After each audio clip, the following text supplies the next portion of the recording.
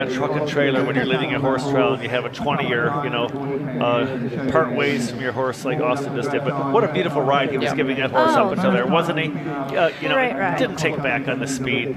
Just so exciting. It's like Dani Sussman. Mention we do have a couple withdrawals today. Allison Springer and Van Dyke, Lillian Hurd and LCC Barnaby, Ariel Grauld, Leemore Master Plan, Ryan Wood, Cooley Flight, and Will Fodry, Mama's Magic Way will not be running today. And a bunch of those folks I had a chance to speak with privately, and that was their plan all along. It had nothing to do with the footing, the course, the weather, nothing. It's what fit into their competition schedule, preparing their horses for upcoming advanced competitions, getting their way to Kentucky, what they had planned for horse trials, but they wanted to support the Concealed Grand Prix eventing and Aiken Horse Park Foundation, but so they participated in the first two phases, but that was their plan all along. All those riders and horses have a very big year coming up. Now down waiting for starters orders is Dani Sussman and Jos Bravio.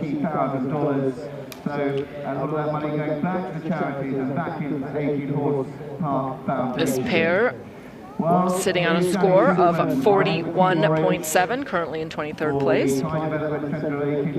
And this would be her first time at this event in Grand Prix as well. I wasn't here last year, but I don't remember her being on the roster. And of course, she's kind of from out west, and so it's great that she'd make the trip out here. All right, and she is off. Now left-handed to Aiken Train Depot. Up and over a tiny little mound as they go now to St. Mary's Church at Fence 2, sponsored by Sunman Stables. Sponsored by Sunman Stables on the Aiken, City of Aiken. She's starting out at a good clip too.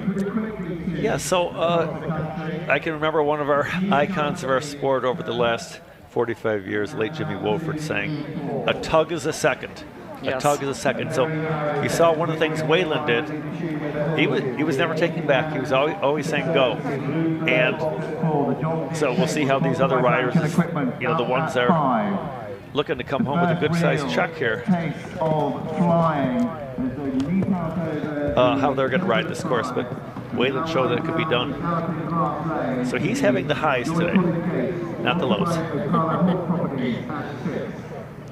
Coming now to the Joyce Cottage Gate, sponsored by Ocala Horse Properties at 6. And in years past, what I recall is there's usually been a turning fence there. It's usually been a chevron to another fence. And, Captain Phillips has just the single gate out there.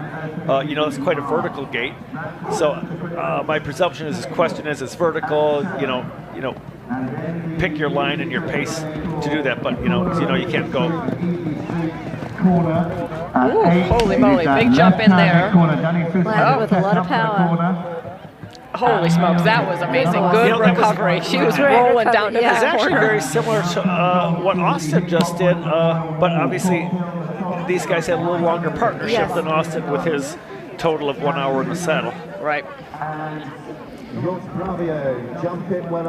Interested to see if they stay that bold here. All right, coming up to Barton's Pond Broken Bridge. Jump up.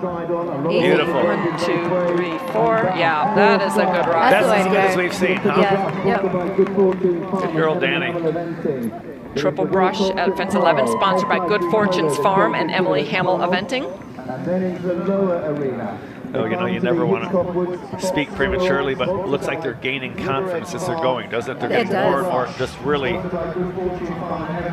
Again, I love looking at the horse's eyes and expression, and this horse is eating it up.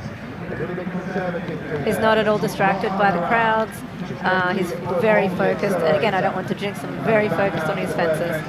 So, for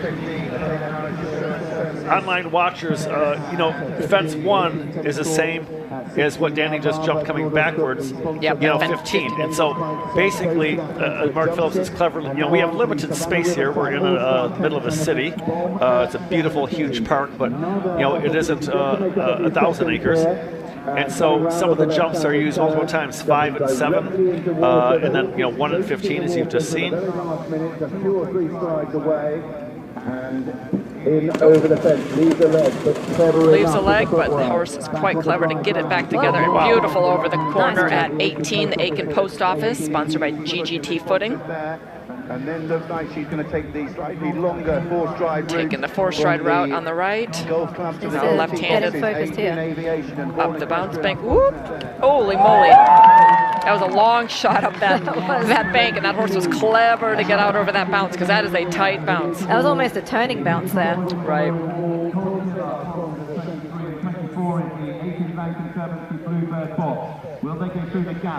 She does not go through the gap. She opts for the wall. Four stride makes it a little easier to get to that skinny.